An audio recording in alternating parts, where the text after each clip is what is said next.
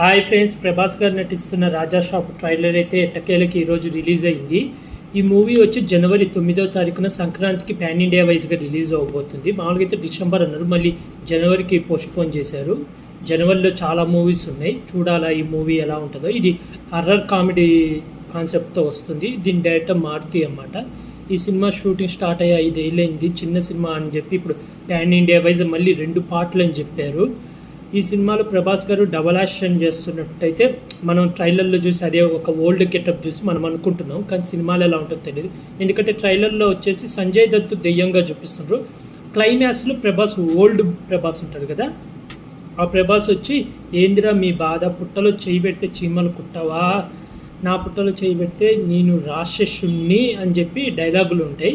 నేనేమనుకుంటున్నానంటే మనకు ఫస్ట్ అంతా సంజయ్ దత్తుని చూపిస్తారు, తర్వాత వచ్చి అసలైన రాజు ప్రభాస్, అసలైన తాతయ్య ప్రభాస్ అని చెప్పి హీరోని కాపాడడానికి వస్తాడు.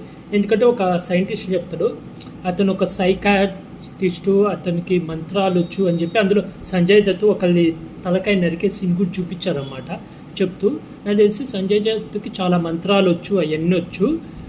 అలా ప్రభాస్ని వెన్నుపోటు పరిచి చంపేసి ఉండాలా, అలాగే ఆ ప్రభాస్ ఇద్దరు చచ్చిపోయి ఉండాలి, సంజయ్ దత్ దయ్యమై అలాగే ఉండుంటాడు అని నేను అనుకుంటున్నాను.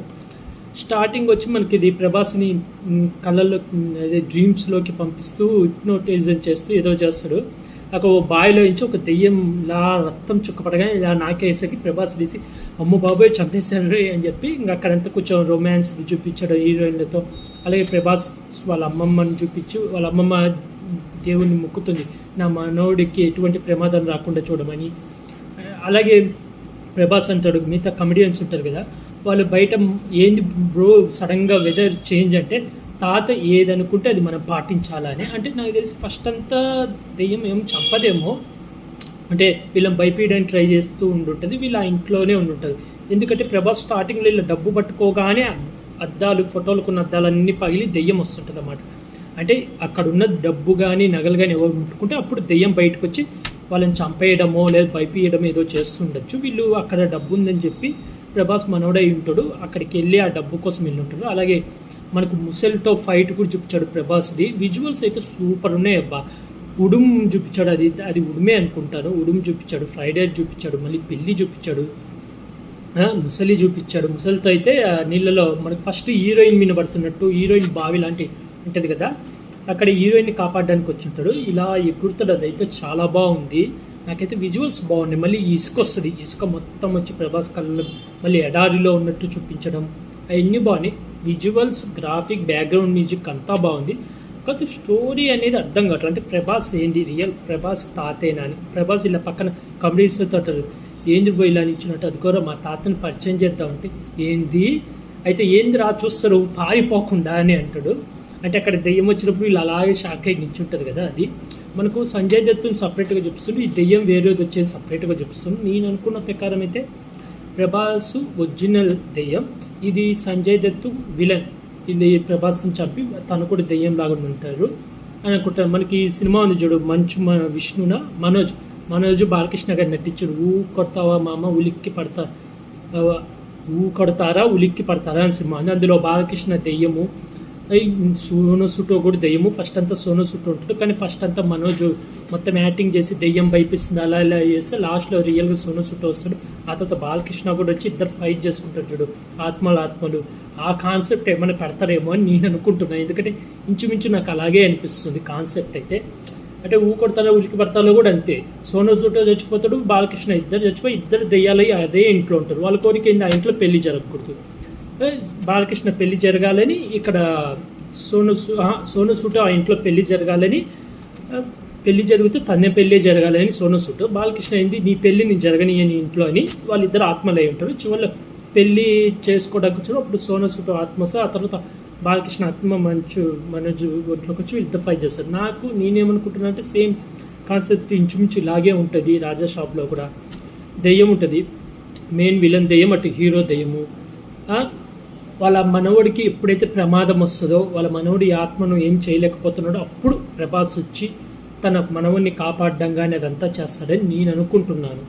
లేదా అసలు ఆత్మ పోతే వీళ్ళు ఏమైనా మంత్రాలు పూజలు చేసి వాళ్ళ ప్రభాస్ తాత ఆత్మను తెప్పియడం ఏమైనా చేస్తారని నేను అనుకుంటున్నాను. నేనైతే కాన్సెప్ట్ ఇలా ఉంటుంది అనుకుంటున్నాను. మీరు ట్రైలర్ బాగా గమనియండి.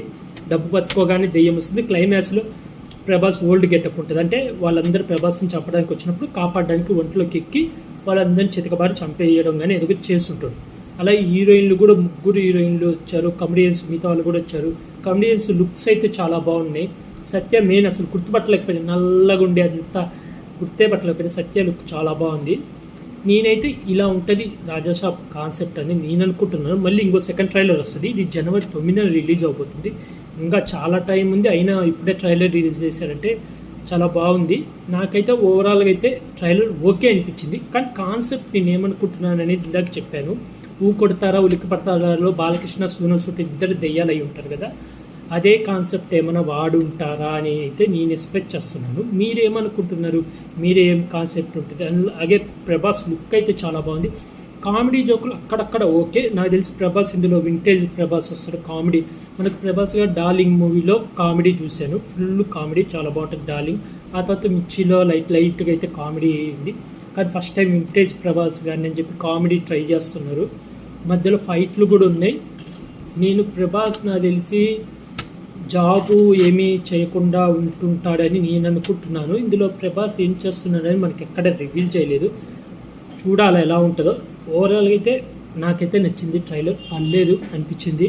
కాకపోతే కాన్సెప్ట్ అయితే కొడతారా ఉలిక్కి పడతారా ఇంచుమించు అలాగే ఉంటుంది. ఇద్దరు దెయ్యాలు, ఫస్ట్ అంతా చెడ్డ టైం ఉంటుంది, లాస్ట్లో మనవన్ని కాపాడడానికి ప్రభాస్ వస్తాడు అని నేను అనుకుంటున్నాను. అలాగే ఫ్లాష్ బ్యాక్ రాజుల కాలంది కూడా కొంచెం చూపించారు.